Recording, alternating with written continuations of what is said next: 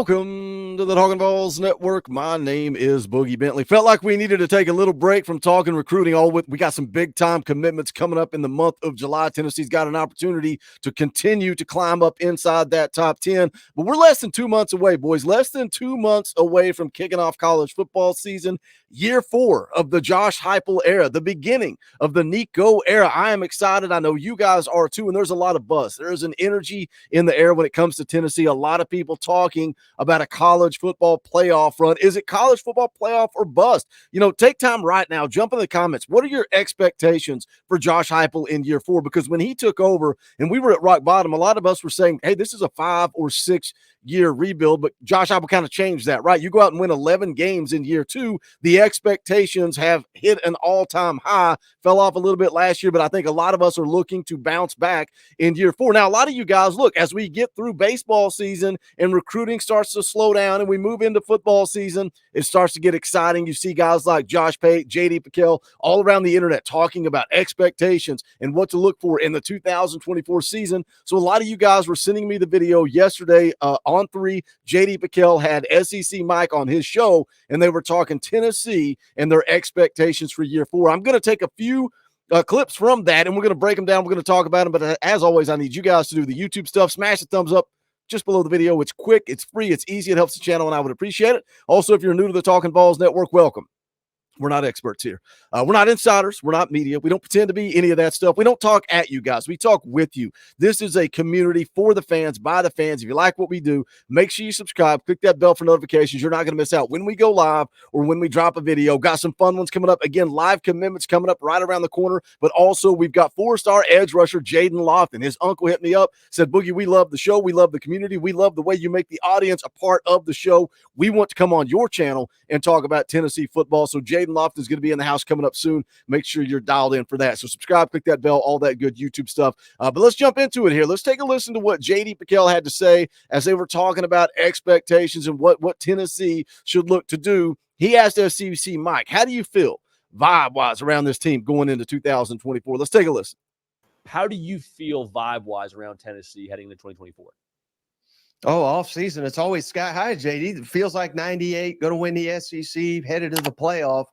And then that Florida game rolls around. It's, oh, God, but on to the next year. You know what I mean? Like that's what it is annually for Tennessee people. And I'm not quite there just yet, but I'm massively concerned. Week 2, they play NC State, which went on a tear towards the end of last season. I think that is a tricky game that universally Tennessee alums are just, oh, whatever, we're going to kill them.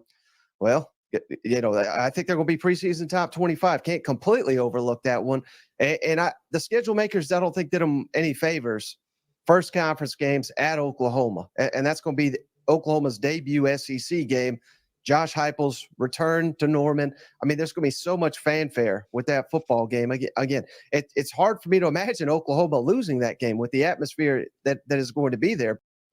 So let's kind of take a look there, right? Let's get the schedule back up here and take a look at it, what SEC Mike's saying. And I get it, right? I get it. I feel like I'm being targeted here. Every year is our year. This year feels like 98. This is going to be the year. And then Florida comes, and that's disappointment and heartbreak. And yeah, we took care of them in 2016. We took care of them in 2022. But how many times have we been better than Florida? Have we looked better on paper than Florida, but we get beat in that game, and that kind of ends our hopes of being back and returning. But you look at some of the teams that he mentioned here. NC State, let's start with them on September 7th. I've clearly overlooked NC State. Coach Jay says, Boogie, be careful, watch out for NC State. Look, he goes on to say that NC State went on a tear at the end of last season. Did they go on a tear? Because they lost to Duke. I'll say that again. They lost to Duke 24-3. Then they beat Clemson by a touchdown. I'll give them that one. Then they go on to beat 4 unranked teams in a row. 4 unranked teams in a row before losing to Kansas State in their bowl game.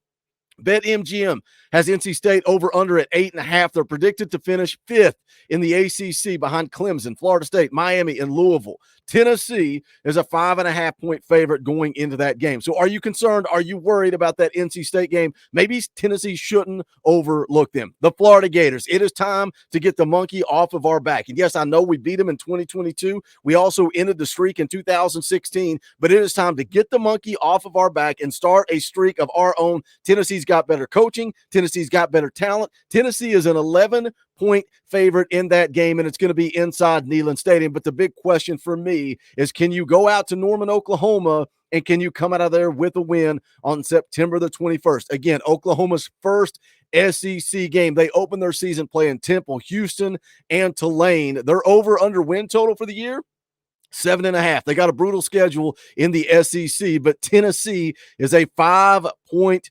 underdog. Would you believe a 5-point underdog going into that game? And I think a lot of it is probably due to the environment, right? Josh Heupel returning to Oklahoma, the storyline. Going to be a lot of national media with their eyes on this game because, number one, it is Oklahoma's first SEC game, but then number two, because Josh Heupel returns back to Oklahoma. Look, they got a 5-star quarterback in Jackson Arnold. They got a veteran group of wide receivers, but they've also got a brand new offensive coordinator and a completely rebuilt offensive line that did not look good this spring at all. So can Tennessee come out of that game against Oklahoma? If they are 4-0, they're going to go beat Arkansas. They're going to go take care of Florida. They're going to open this season 6-0. And that's something that JD said a little bit later in the video.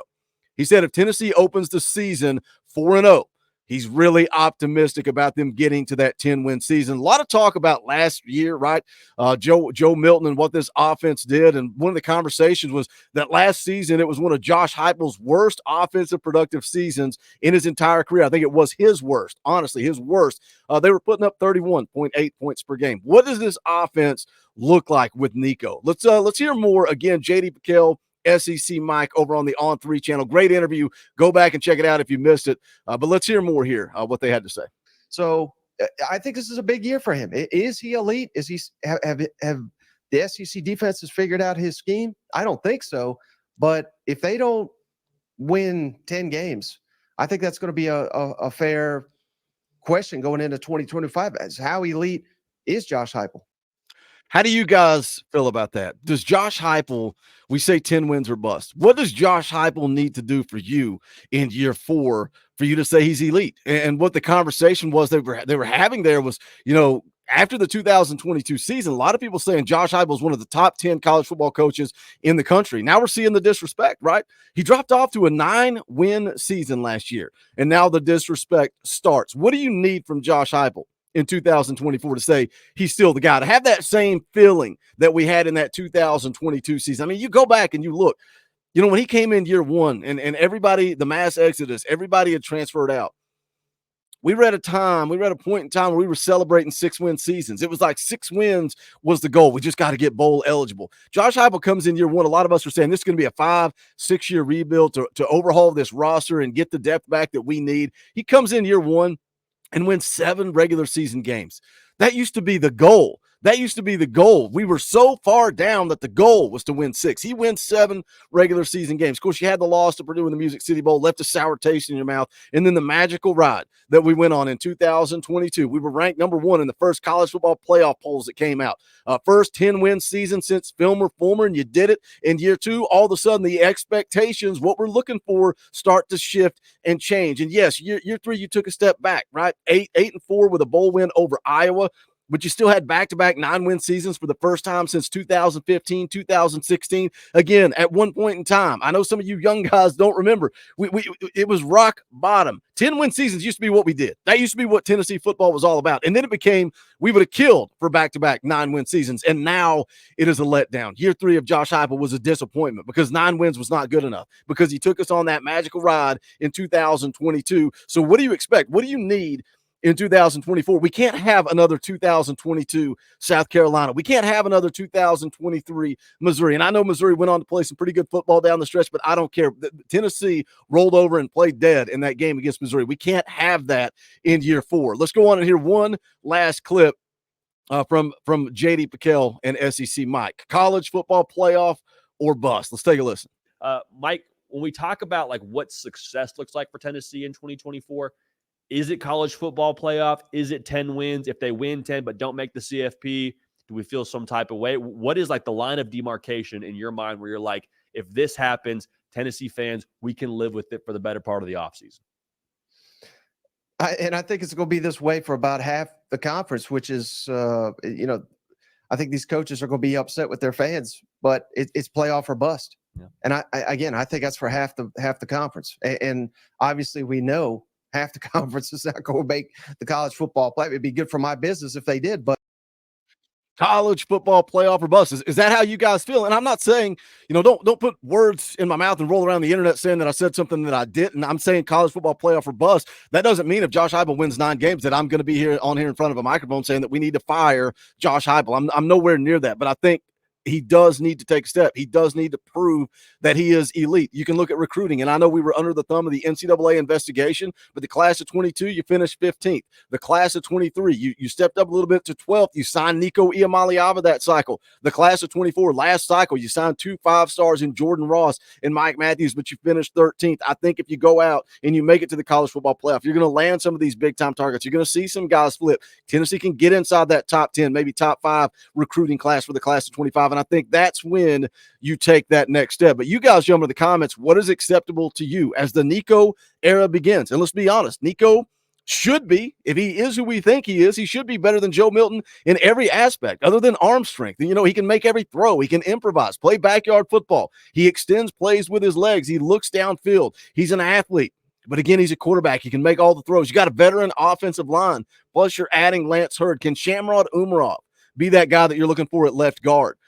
Can your running back stay healthy? That's a big question for me. Cam Selden, Peyton Lewis being banged up throughout the spring. Are Deshaun Bishop and Khalifa Keith, are they ready? Look, Tennessee wanted a running back in the portal. That was clear. Didn't find the right fit, so they didn't add somebody. You didn't want to disrupt the chemistry in that running back room. I think your wide receivers are going to be a strength. Brew McCoy's back, Squirrel White, Thornton, Brazil, Mike Matthews, Caleb Webb, Chaz Nimrod, Braylon Staley. I think you got a ton of talent in that wide receiver room. You got the best defensive line in the country. How good are your linebackers? Does Keenan Peely get a redemption story coming back from the injury? How good is Arian Carter in his second year in this defense? Is your young secondary? It was an overhaul. We all complained about the secondary, so guess what? Josh Heupel, Tim Banks said, all right, we'll get rid of everybody. Here comes a new secondary. Are they going to be up to speed, ready to go for this 2024 season? Lots to unpack here, but I'm ready to start talking some freaking football instead of just recruiting. What are your expectations? Is it college football playoff or bust? Would you be upset with 9 wins? Let's talk about it in the comment section. As always, make sure you guys smash a thumbs up on the way out the door. Go check out the Talkin VAWLS merchandise, bonfire.com/store/Talkin VAWLS. We appreciate all that support. Also, thank you to the members of the channel. If you're not a member, you can hit that join button right over there beside subscribe. There's also a link in the comments or in the description. If you are an Apple user, you got to go to a web browser. You can't do it from the YouTube app, but you get custom Talkin VAWLS emojis, access to fan call-in shows, but you're supporting this channel for the fans, by the fans, also fan-funded. So shout out to you guys. The EA Sports College Football Dynasty on the PlayStation 5. You want to play with me, Coach Jay, Coach Rice, and Dauber. There's a link to the Patreon in the description below. We are about to lock that down and get started. The game is going to break pretty soon, right around the corner, like a week and a half. That game is going to be rolling out, so I'm excited to play that with you guys. But that is going to do it for this one. I appreciate you guys tuning in. This is the Talkin VAWLS Network. My name is Boogie Bentley. Go Big Orange.